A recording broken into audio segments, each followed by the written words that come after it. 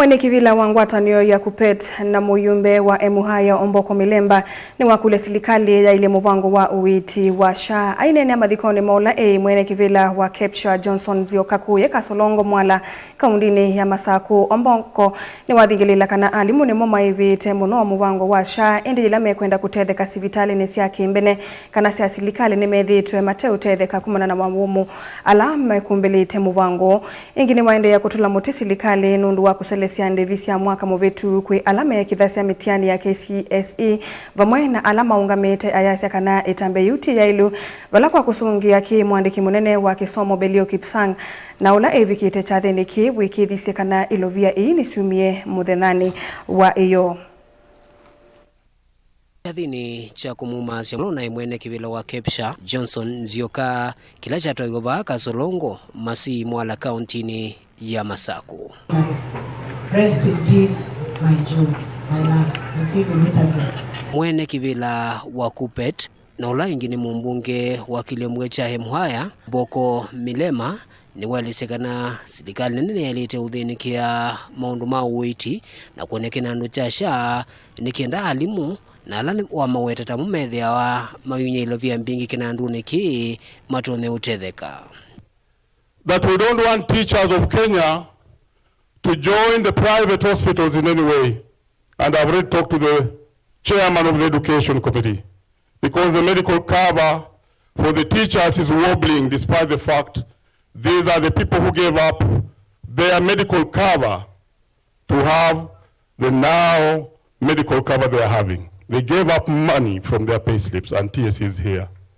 And noting that they are the heaviest lifters of SHA because they still pay 2.7%. You cannot afford to have such people not have a medical cover. Nzioka would have said that. Nugu yovo dhini wa usungio wake mwandiki muungame muveani ya kisomo Belio Kipsang ni waki idekana serikali ni kuikidhia kanane ya mina thi wonde ulaite wene alimu wevo kumaiva alimu ala mekidhise mitiani ondu mwana kulunga maundu wa sumasha. I know Mheshimiwa Milemba talked about our examiners and the contracted professionals. I want to confirm that yesterday and part of today, we have paid all the obligations to our contracted professionals, our teachers, and everybody who participated in the examinations of the 2024. So once again, I want to make that announcement that we have done our obligations.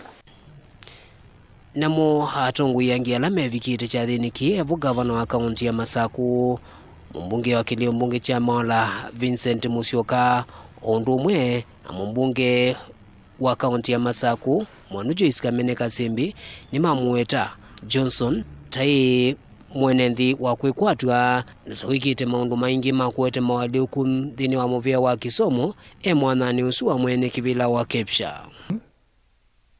That Nzioka stood with us as a national chairman KEPSHA when this union was dying. The special recognition that Nzioka gave Kenya National Union of Teachers cannot be compared with any other. At the time that Kenya National Union of Teachers was dying, my brother Nzioka stood with us. I am a Kabul leader, Meritor educator, Mr. Johnson Nzioka, our head of institution. He was more than just an administrator. He was a pillar of wisdom, discipline, and unwavering dedication to the success of our school. Yetu alikuwa ni mtu wa maana sana katika serikali ya Kenya na ndani ya elimu. Kwa hivyo tumeshukuru sana, and for that, for my brother, I am going kuweka borehole kwa hii shule. Johnson atia muka na siana ile wala mwandu mamusi maendeana mueta tae mungu mbao na mundu wa kwekwatwa hivi ndani ukite maikathia matambia loan minute ukuna endini wa mwano so mwene kivila wa KEPSHA na kuma oselela wea wa walimu vandhi ya Kenya. Daniel Mwonkela, Mutongwe TV, kumava Kasolongo masi Mwala kauntini ya Masaku.